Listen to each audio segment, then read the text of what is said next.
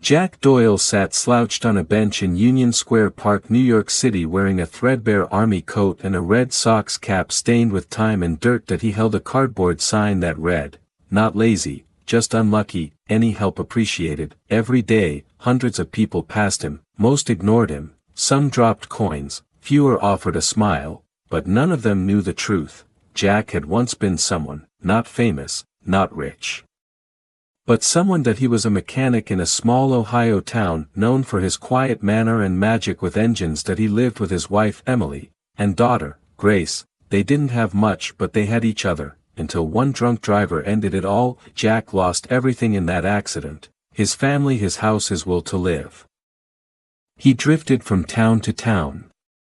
Alcohol numbed the pain for a while. Eventually he hit bottom in Manhattan. That he lived on the streets for nearly 6 years, invisible to a city that never slowed down. But Jack had two things left, his brain and his hands. One October morning, while warming his hands around a coffee cup offered by a church volunteer, Jack saw a man struggling with a broken-down food cart near 14th Street.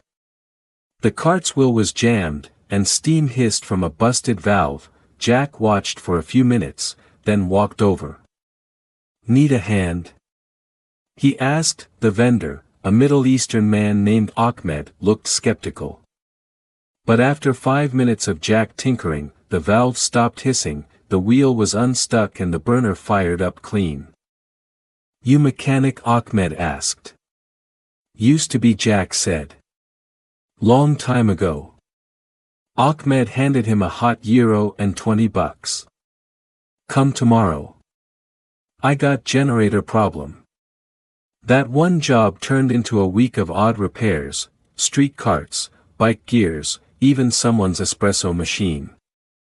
Word spread in the underground street vendor network: "There's a homeless guy near Union Square who can fix anything." Jack started carrying a beat-up toolkit and a journal.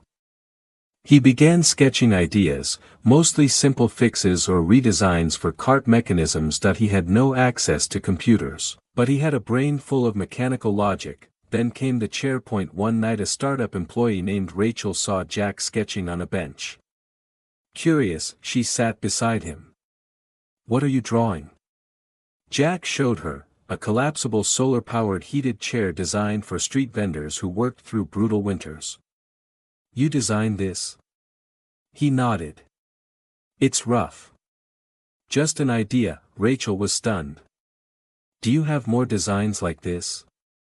Jack hesitated. "That I got a bunch. Just don't have anywhere to build them." She worked for a tech incubator in Brooklyn and asked if he'd be willing to show up and share his sketches with their team. Jack agreed, skeptically. The next week, freshly showered and in donated clothes, Jack stood in front of a small group of engineers and designers. Explaining his chair, a portable water purifier for carts, and a modular storage system for city vendors, they were stunned, not just by the ideas, but by the practicality. "These are genius," one of the founders said. "Have you ever thought of starting a company?" Jack laughed. "I don't even have an address." Rachel and her team changed that. They got him a temporary apartment, registered a company in his name, Urban Core Solutions, and assigned him a mentor, a retired MIT engineer named Carl. Carl immediately saw Jack's raw brilliance. "He doesn't need an MBA, Carl told the board. "He needs a workshop, a whiteboard, and people who listen." Within a year, Urban Core Solutions launched its first product, HeatFold, the collapsible solar-heated vendor chair. It sold out in 3 weeks. Next came Motibox, a customizable cart backpack hybrid for small vendors, perfect for cities like New York, Chicago, and San Francisco. Jack was hands-on in every design, down to the screws. Investors came knocking. A year later, Urban Core raised $2 million in seed funding. Then $10 million in Series A. Jack insisted the majority of the profits go toward urban development grants, vendor subsidies, and hiring workers from homeless shelters and veterans programs. "I know what it's like to be forgotten," he said at a TEDx talk. "People don't need handouts. They need someone to believe in them, and a job they can be proud of." His message struck a chord across the country. By year 4, urban core expanded globally. Cities like London, Nairobi, and Jakarta were adapting his portable sanitation stations for street markets. Jack's net worth crossed $1 billion by the time he turned 45. He lived in a modest loft in Brooklyn, filled with books, tools, and blueprints. He refused to own a luxury car. Most days he still rode the subway. He visited shelters weekly, offering workshops on basic engineering, repair skills, and entrepreneurship. He funded free toolkits and seed money for anyone who wanted to start a cart, a food stand, or even a mobile barber station. Tools, not pity, he'd say. That's how you rebuild someone. The media called him the billionaire mechanic. Time magazine put him on the cover under the headline, "From Pavement to Powerhouse, the Jack Doyle Story." One winter morning, Jack returned to Union Square, unannounced. He sat on the same bench, holding the same beat-up Red Sox cap, now faded to gray. Next to him was a young man with sunken eyes and a shivering frame, holding a cardboard sign. Jack looked at him and said, "You hungry?" The young man nodded. Jack handed him a sandwich and said, "Ever fix a bike before?" "No," the man replied. "Wanna learn?"